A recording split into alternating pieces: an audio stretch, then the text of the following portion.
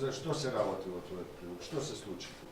Па, јас сакам тука да додадам и дека ова видео не зборува само за нас како луѓе какви сме и како постапуваме спрема нашите сограѓани, тука е многу симптоматично тоа што град Скопје стопанисува со паркингот на клинички центар.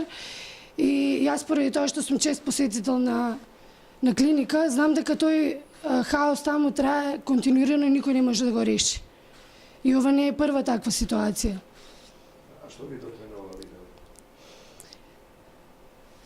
Значи, пациентот беше паркиран буквално до влезот на хитна и докторката буквално молеше некој да сними за да некако се скрене вниманието затоа што и они некогаш реагирале, ама никој не се осетил најверојатно надлежен до сега за тоа да го реши. А во амбулантното возило што имаше? Во амбулантното возило беше дете кој се транспортира од интензивна на Карил за операција. На интензивна не се лежи за болно грло.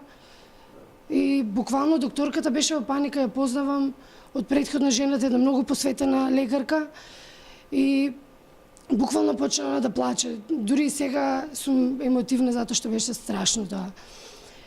Во моменти кога се минути во прашање, не смее да постојат такви пречки. Ова не е прв таков проблем затоа што се случувало поради теренот што е целиот ископан и со дупки.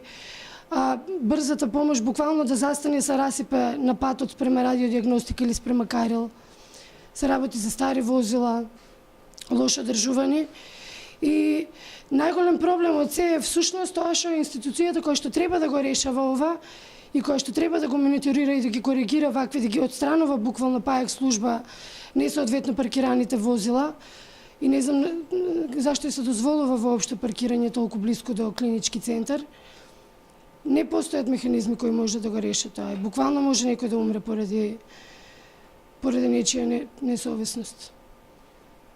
Како што чухме, нема ни обезбедување.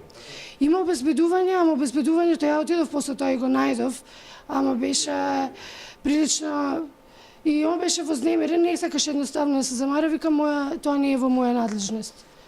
А реално и не е во негова надлежност, затоа што приватна е фирмата која што обезбедува, а со тој просто стопанистува град Скопје. Да. Да, никогаш не го решили, нема да решат. Ќе го решат. Клинички центар тешко да паркирање. Мора некако да се адаптира. Мора да има начин.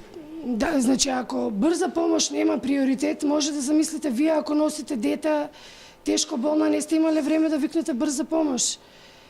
И да, така. И што е уште пострашно, пациентите знаејќи дека без брза помош нема да можат да стигнат каде што треба, а најчесто нема да бидат примени во болница, затоа што ако си го донел детето во раце, најверојатно ти е доволно здраво за да си го вратиш дома, викаат брза помош и тогаш кога не треба. Ама во брза помош ти стават инфузија, тогаш веќе мора да те хоспитализираат. И тие се некои аномалии на јавното здравство што за жал научивме да ги користиме затоа што немаме друг начин. Јас како родител на пациент со хронична болест, буквално е оваа тема што многу ме боли, али факт е дека нашето здравство е колабрирано и дека тешко дека ќе се реанимира.